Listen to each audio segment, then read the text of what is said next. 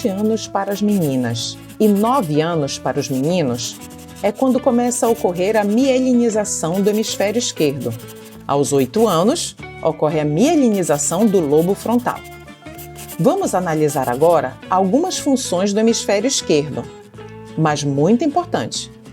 Nós trabalhamos os dois lados do cérebro. Não usamos predominantemente mais um lado do que o outro, mas temos em nosso cérebro centros de processamento de determinadas funções, tudo bem? Bom, o hemisfério esquerdo é o principal centro de processamento de análise de detalhes, processamento de linguagem, lógica, padrões lineares, pensamento crítico, escrita, ciências e matemática e raciocínio. Já o hemisfério direito é o principal centro de processamento de coordenação motora grossa, criatividade, intuição, imaginação, emoção, imagens, consciência musical e a espiritualidade, que é a fé.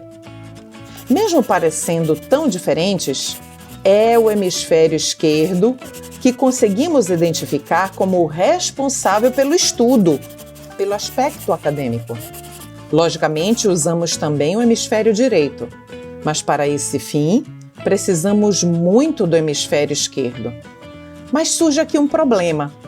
O hemisfério esquerdo, responsável pela parte acadêmica, pelos estudos, só começa a mielinizar a partir dos 7 aos 9 anos, como já apresentamos.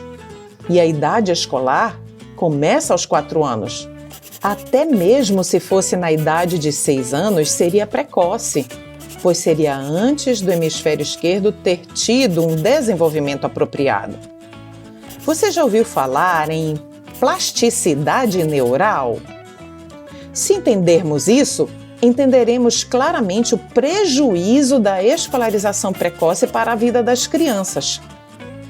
Plasticidade neural é uma impressionante capacidade do nosso cérebro de se adaptar ao ambiente e também de compensar uma área do cérebro que foi prejudicada, que não existe ou que deixou de existir, com um detalhe importante. A área compensada nunca será tão eficiente quanto a área original do cérebro antes de ser perdida ou prejudicada. A pessoa funcionará de forma aparentemente normal, como qualquer outra, mas se analisarmos as funções cerebrais específicas, veremos que há uma deficiência. O contexto muda o cérebro e o cérebro muda o comportamento. O que as crianças experimentam diariamente molda seus cérebros. Ocorre uma mudança funcional, mas também mudança estrutural. Então vamos aplicar esse nosso conhecimento sobre a plasticidade neural à aprendizagem da criança. Quando é pedido de uma criança pequena que ela faça algo acadêmico, que ela precise do hemisfério esquerdo para fazer, mas que essa área não está ainda pronta, o que o cérebro vai fazer? Devido à plasticidade neural, outra região vai compensar.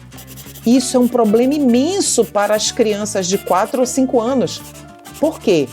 Porque nessa idade, as crianças são forçadas a aprender algo que seus cérebros não estão maduros o suficiente para lidar.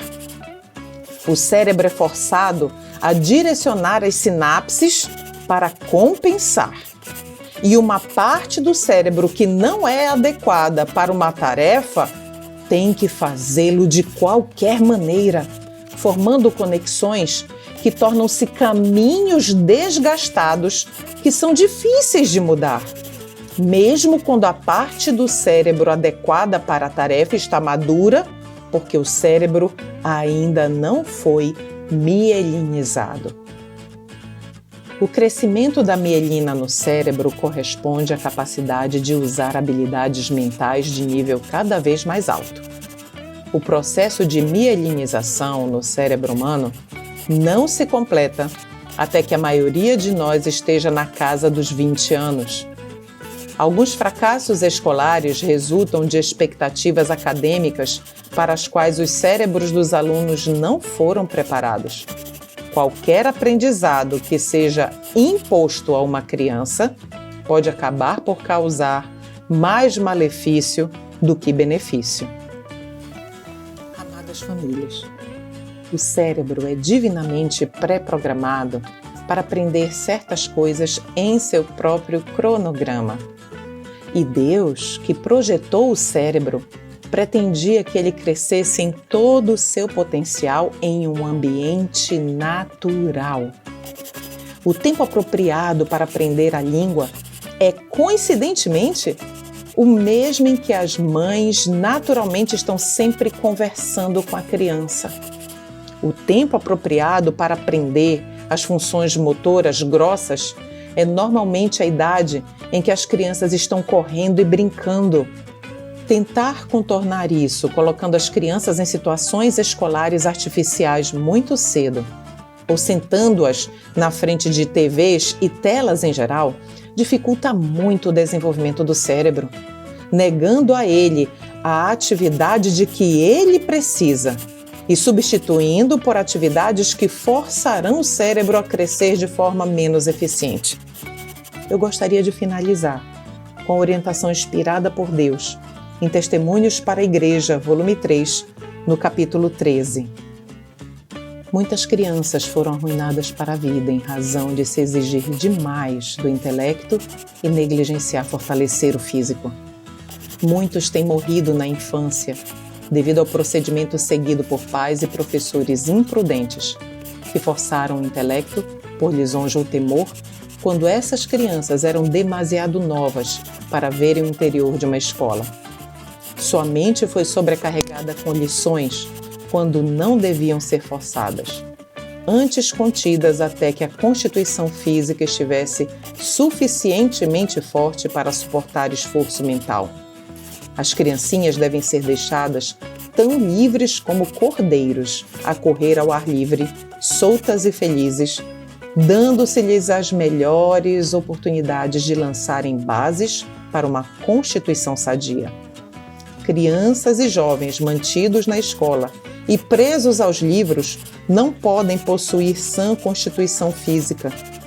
O exercício do cérebro no estudo, sem exercício físico correspondente, tende a atrair o sangue à cabeça, ficando desequilibrada a constituição sanguínea através do organismo. O cérebro fica com muito sangue e os membros com muito pouco. Deve haver regras que limitem o estudo das crianças e jovens a certas horas, sendo depois uma porção do tempo dedicada ao trabalho físico. E se os seus hábitos de comer, vestir e dormir estiverem em harmonia com as leis físicas, poderão educar-se sem sacrificar a saúde física e mental. Amados, é desejo do Ministério Plano A Homeschooling que todas as mamães e papais possam tomar todas as decisões segundo o coração de Deus para a educação da geração que dará o alto clamor do terceiro anjo. Deus vos bendiga sempre.